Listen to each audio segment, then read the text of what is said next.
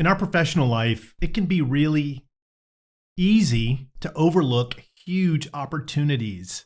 There are lots of reasons for this, but what we want to do is be vigilant, aware, not afraid that we're going to miss FOMO, fear of missing out, but ready for opportunities. One of my all-time favorite motivational speakers is Les Brown. I've been listening to him for 25, 30 years now.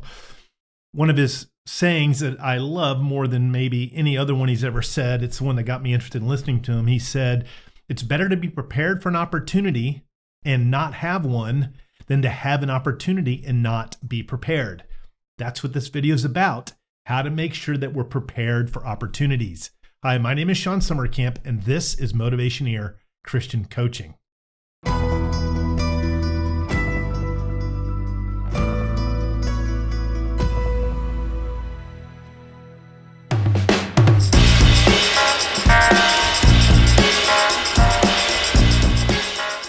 The text that I'm going to be referencing is the story about Mary and Martha.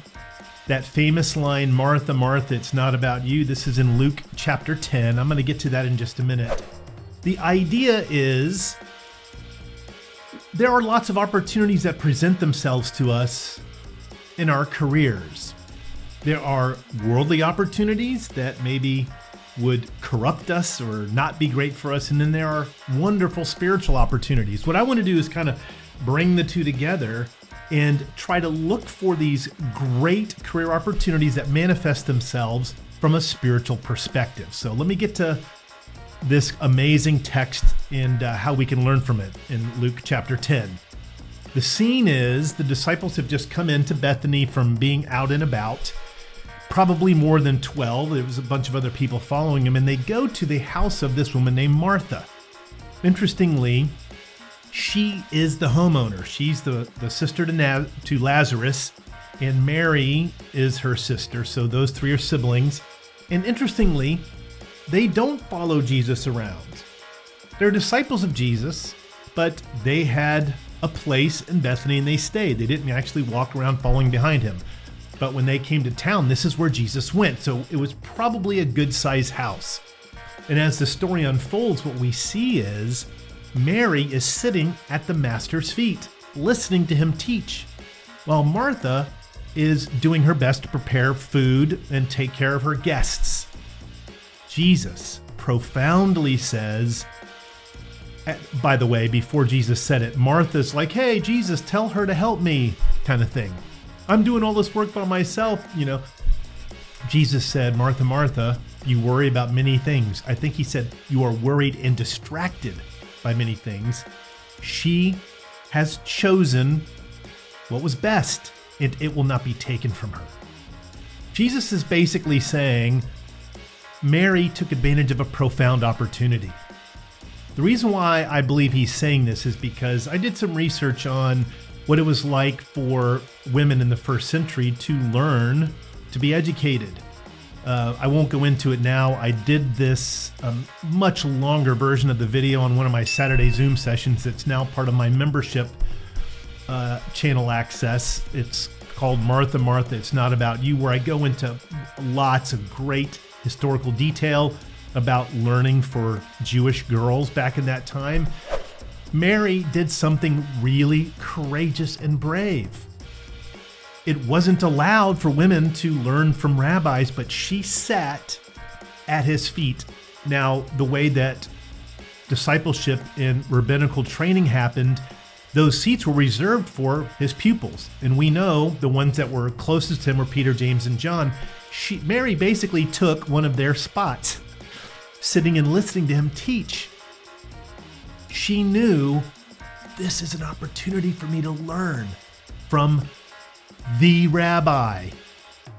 Where Martha was probably also believing she was making a righteous, holy, responsible choice by tending to the food, hospitality. But Jesus showed one of their thinking was spot on and one of their thinking wasn't, and it was Mary. Mary looked at this opportunity that was very rare and jumped on it, where Martha focused on what seemed to be dutiful. This is what it takes for us to be prepared for opportunities, even when they don't exist. We have a mindset where we are open to looking for things out of the norm, unique opportunities that have presented themselves that we know don't come around every day. We won't see those things when we're really focused on what I'll call distractions, but this repetitive, this is what I'm supposed to be doing. This is my role. I've got to be obedient. I've got to be ultra conscientious and just do what I'm told and do this. And we don't take risks. We don't take risks. And now, just to be honest about this, I do relate more with Martha than with Mary. I usually don't take a lot of risks. I score so high in conscientiousness. I'm all about, doing such a great job that I don't look bad or make other people look bad.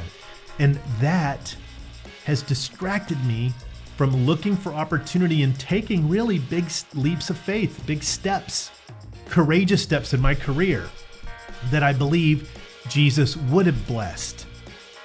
Now, I want to just be honest about this as well. For many years in my Christian upbringing, this story was used to say, hey, you need to be focused on ministry like Mary was and not on career work like Martha. That, to me, not even remotely close to what this is. This is not what this is about. This is about conforming to societal norms and roles that are expected of us, and being so focused on that we miss opportunities that are rare, unique, that require a little bit of courage, but most of all require a mindset that's looking for them. That's what we want to do. Be prepared for opportunities. These are some ways that I think we can do that now.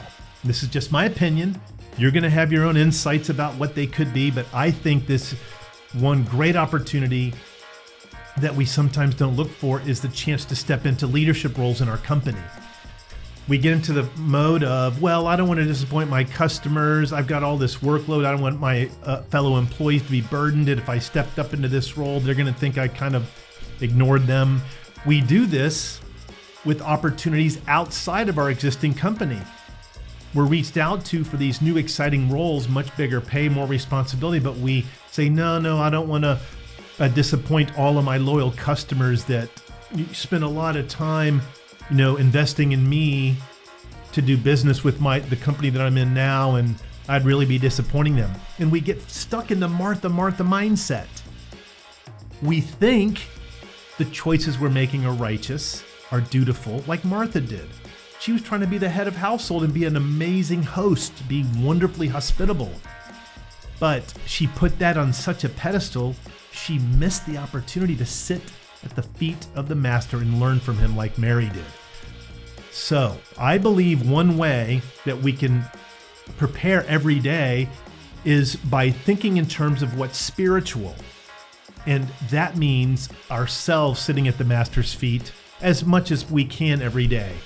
I'm not into the mode of legalism where you got to be in God's word every day and you got to pray every day. I think that is really legalistic. Obviously, Martha and Mary and Lazarus didn't walk behind Jesus. So were they being unspiritual? No, they had things that they were called to do living in Bethany, right? So we can, though, get ready to have this spiritual mindset about our day if we do stay in God's word frequently. I'm a fan of trying to do it every day, but not legalistically. There are many times I don't do it daily, and several days in a row I'm not in God's word. But I am devoted to it, like the disciples in Acts 2:42. They devoted themselves to the apostles' teaching. I am devoted to the apostles' teaching, which is the eyewitnesses to Jesus' life, those that sat at Jesus' feet, okay? How can you make sure that we don't miss opportunities? We don't want to get focused on the societal norms for us or what we think is quote unquote expected of us, so much so they become higher than really grand opportunities that we could be seeing. And the way we can keep our mind open to that is being prepared in God's word to understand it's a spiritual journey. Jesus has got opportunities for us. He's pointing them, giving us evidence, and yet we don't take it for the wrong reasons. I really hope this helped. If it did, please leave a comment below. I'd love to hear from you. Thanks for watching. Please like and subscribe for 2 new videos each week. Tell me in the comments below about your career situation, and I'll make a video for you with a shout out. You can also become a member at Motivationeer.com. Your career is not just a way to make a living, it's a way to transform the world.